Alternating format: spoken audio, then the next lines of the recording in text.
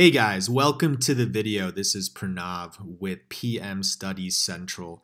And in today's video, we're going to be talking about the three types of questions on the PMP exam. And before we get started though, a quick favor from everyone. If you do enjoy the video, would really appreciate it if you could hit the like button below or subscribe to my channel. I put a lot of effort in making these videos and really appreciate it when you guys show me the love, and especially if you are trying to pass the PMP exam, go check out my channel. There's a ton of great content and that should help you study not only more effectively but more efficiently as well. So let's go ahead and jump right in.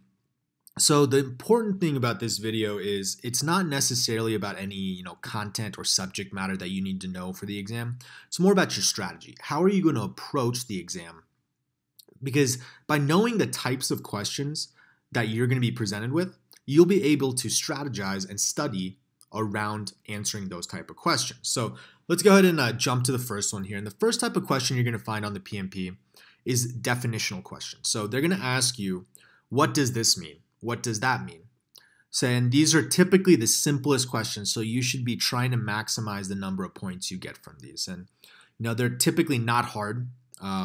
There are a few that might trip you up, but if you do prepare going in by, with the mentality that I need to know all of the different types of documents that are in, processes or evaluation techniques, if you memorize those just by creating a long list and going through and having a basic understanding of each one, you'll be able to maximize the amount of points you get from these definitional questions. And rote memorization techniques are great for this simply because it is a large amount of information. There are tons and tons of definitions that go into the PMP exam. So make sure you do set aside time for just simply making a list and running through it and making sure that you understand every single type of terminology that might appear on the exam.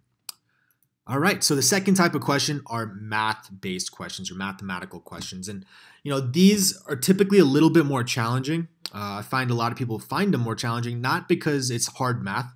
It's not complicated math by any means. But the problem is they expect to memorize a list of equations and be able to solve all the math problems. But when it comes to the actual exam and comes to the questions, they're not fully confident about why they're using this equation or what the underlying principle is. SPI or CPI over 1, what does that mean? I'm sure I can calculate it, but how does that help me make better decisions as a project manager? So for the math questions, I wouldn't approach it where you wait till the end and you just memorize a bunch of equations.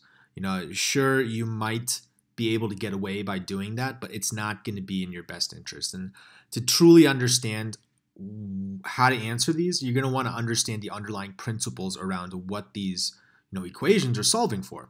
So if you're not strong in these math questions, go back and ignore the equations. Just simply sit down and try to understand, what does CPI mean?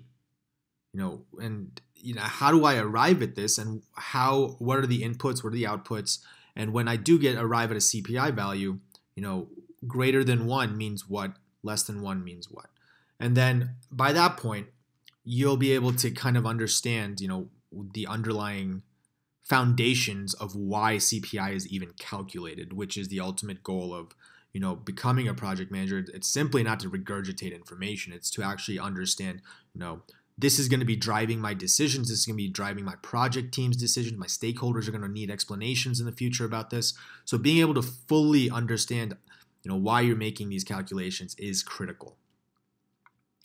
And third, we have situational questions, and these are probably the most difficult. Many people struggle with these, and it comes down to the approach you take when going through the PMBOK and trying to digest all this material. It's not about just saying, okay, this process group is this process group is that. You need to understand how they all tie together, the different phases you're going through, when you have to, what step is the most correct step. Because a lot of these situational questions, they do try to trip you up. They'll give you two answers that are essentially 99% similar. They'll have one small tweak, and you have to choose the more correct of the two answers. And You could make a case for either of them, but they're looking for a specific answer. And the key to understanding and trying to get through these is putting yourself in the shoes of real life scenarios the entire time you're studying. From day one, take the approach that I will be a project manager next year or 2 years from now or whenever your timeline is.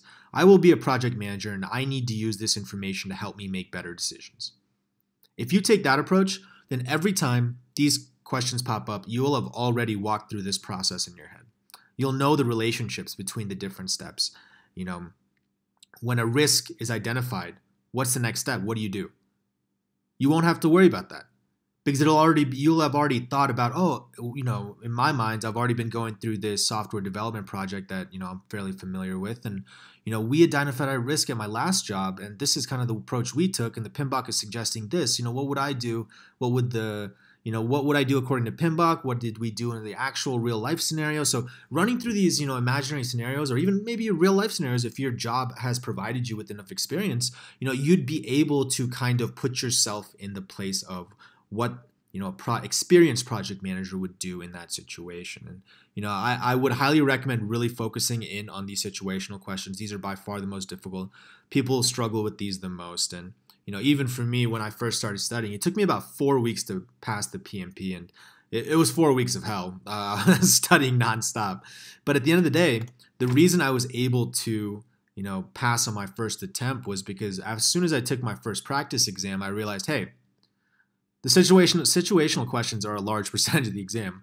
I'm going to go back through my second revision of the PMBOK and Rita's book and make sure that I really try to understand the underlying foundations and the thought processes rather than just running through it for the sake of going through the book again. So I would highly recommend really, really putting an emphasis on these situational questions at the end. All right, guys. Well, that's it. If you're able to kind of map out your study strategy based on these 3 type of questions and where your strengths and your weaknesses lie, you'll be able to really identify what areas and what aspects of the PMP that you need to go back and review. And ideally, you'll be able to pass it as quickly as possible. Great. Well, thank you guys for watching. I hope you learned something from this video and hope you find it valuable. If you're looking for more content about the PMP or becoming a project manager, take a look at my channel. There's tons of videos up there, and good luck on the exam. And if you have any questions, just drop me a line below. Catch you guys later. Bye.